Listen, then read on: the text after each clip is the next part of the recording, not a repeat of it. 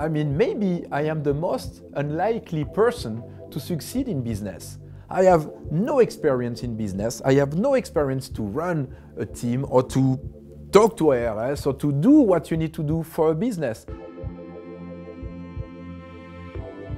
The first location for Jacques Torres Chocolate was in Dumbo, Brooklyn. And I can tell you, 18 years ago, Dumbo was not the Dumbo that you know today.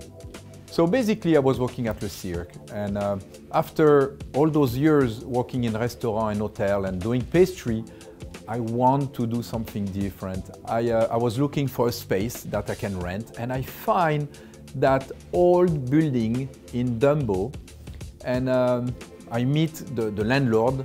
That building was empty for between 30 and 40 years, so you can imagine in what shape was that building. It was pretty desolated. It was in need of a lot of work. So I find an architect and a mechanical engineer.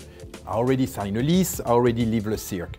So I was waiting for them, and I show them the space. So they look around, look at the ceiling, look everywhere, turn around to me and say, "Do you know where you put yourself?"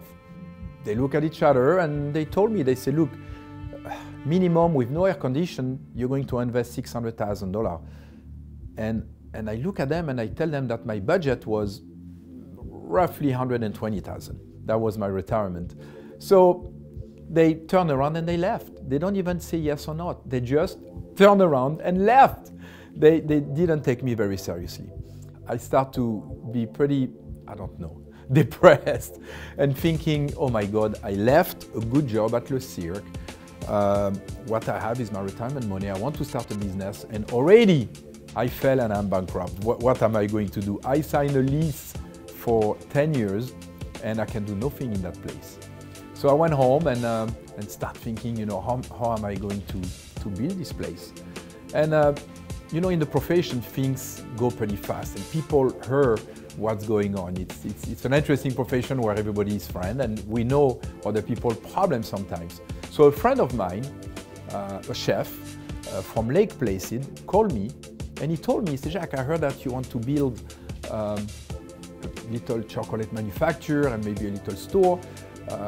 You know that after the summer, I closed all the way to Christmas my restaurant. I can come down to New York, I take one of my waiters that helped me during that season, and we help you building it."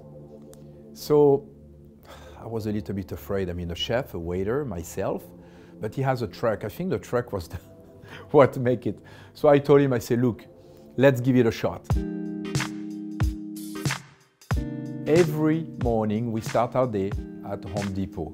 So I know everything about prices, I know everything where the sheet rack is, the 2x4 are, I mean, the mud, you know, everything, all those things. I know Home Depot by heart now. So every day we start there, we buy, you know, what we need for the day, the next day sometimes, and then we bring everything back and then we build.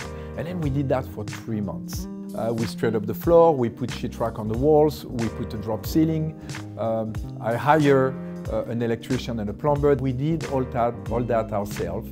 So the crazy thing is, I stay inside my budget of $120,000 with the air condition. So that was amazing. I kind of put those big duck myself on the ceiling, and against all the odds, I opened for Christmas of 2000. That was the summer of 2000. At Christmas, the 20th of December, we opened the store. The store was not really painted. I have one light in the store, and that was an halogen lamp that I take from home. I had no real chocolate boxes. To my surprise, we get busy right away, and that's why the company started growing. A lot of my friends were saying, "Jacques is gone, it's over, he's in Brooklyn."